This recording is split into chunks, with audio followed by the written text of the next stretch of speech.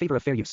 नमस्कार EPS 95 पेंशनदारों को आपका स्वागत है हमारे यूट्यूब चैनल टेक्निकल मोदी 2.0 में।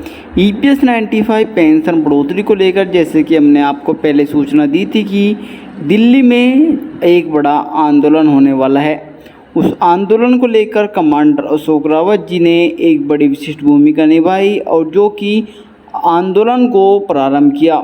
और आंदोलन में किस प्रकार की चर्चा की गई है कमांडर अशोक रावत जी के द्वारा, चलिए जानते हैं इस बड़ी रिपोर्ट के माध्यम से। यदि आपने अभी तक हमारे इस चैनल को सब्सक्राइब नहीं किया है, चैनल को सब्सक्राइब कर दे और वीडियो को लाइक कर दे और बने रहिए हमारे साथ इसी प्रकार से वीडियो के अंत तक। चलिए जानते हैं कमांडर अशोक रावत जी ने क्या अभिभाषण में बताया है।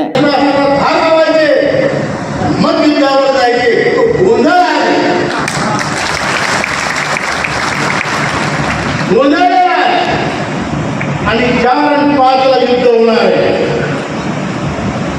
आपण सरकारला हे अल्टिमेटम दिलेलं आहे मागच्या 19 तारखेला। माझा आवाज बरोबर येतो का? शेवटी हिंमत नाही ना।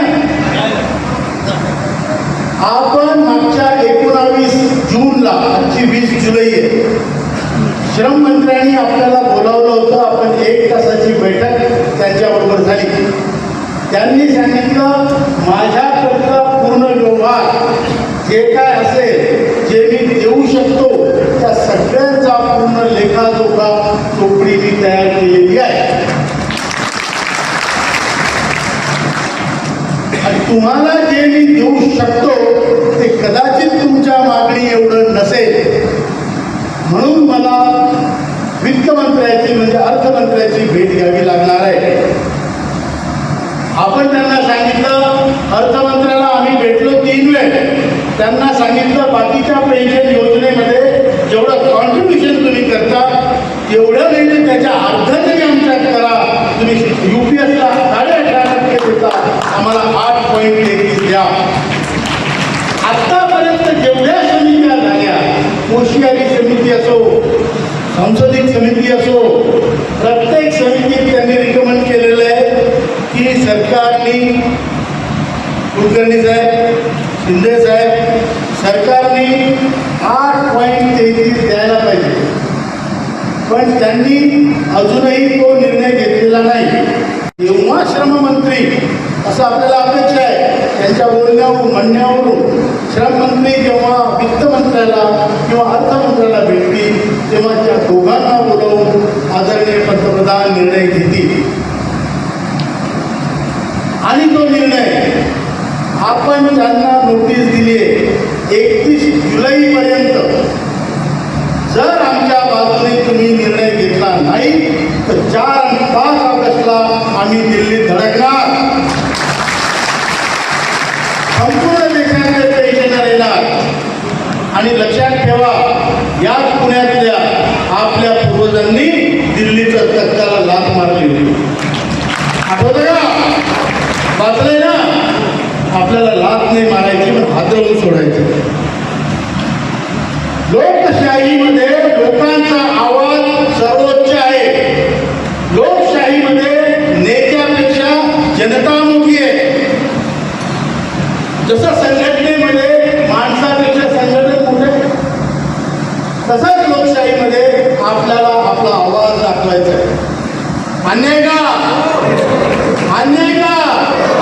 एवढ्या आवाजात नाही जमत, मला माहिती आहे। आपण म्हातारे, आपल्याला दात नख, दातही गेले, नखही गेले, पण अजून आपली गर्जना कायम आहे। बरोबर आहे? अजून आपण दहाडू शकतो, गरजू शकतो, आपला आवाज बुलंद करू शकतो। हे तुम्हाला मान्य आहे का? एवढ्या आवाजात नाही हादरत दिली, मान्य आहे का? कारण आपण साधे लोक नाहीये, आपण योद्धे आहोत। इथे जमलेला प्रत्येक माणूस योद्धा आहे। आणि योद्धा तरी का लढतो? तो काहीतरी अस्मितेसाठी लढतो।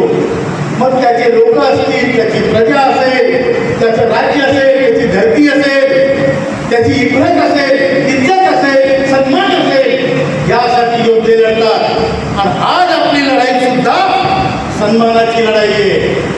माझ्या आयुष्यभरातली कमाई घेऊन म्हातारपणी मला भिकेला लावणार या लोकांना आपण धडा शिकवणार आहे. मान्य आहे का? आणि तुम्ही असं समजू नका आपल्यात ताकद नाही. आपल्यात ताकद आहे. आपला जो अनुभव आहे आणि देणारा कितीही क्रूर असला ही सिस्टम मी तुम्हाला सांगतो तुमच्याजवळ काय तुम्ही या 10 वर्षात काय सिद्ध केलं.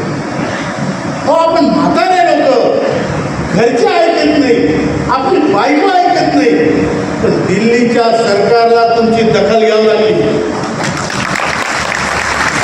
कारण तुमचा निर्धार तुम्ही ते. और साथियों आपको जानकारी कैसी लगी कमेंट बॉक्स में बताना न भूले. मैं मिलता हूँ आपको एक और नई ऐसी और बड़ी प्रकार की खबर के साथ. और हाल ही में कमांडर अशोक रावत जी जो कि आंदोलन कल करने वाले हैं उसके बारे में हम आपको जानकारी देने वाले हैं नेक्स्ट वीडियो के माध्यम से. यदि आपने अभी तक हमारे चैनल को सब्सक्राइब नहीं किया है चैनल को सब्सक्राइब कर दे. और वीडियो कैसी लगी कमेंट बॉक्स में बताना न भूले.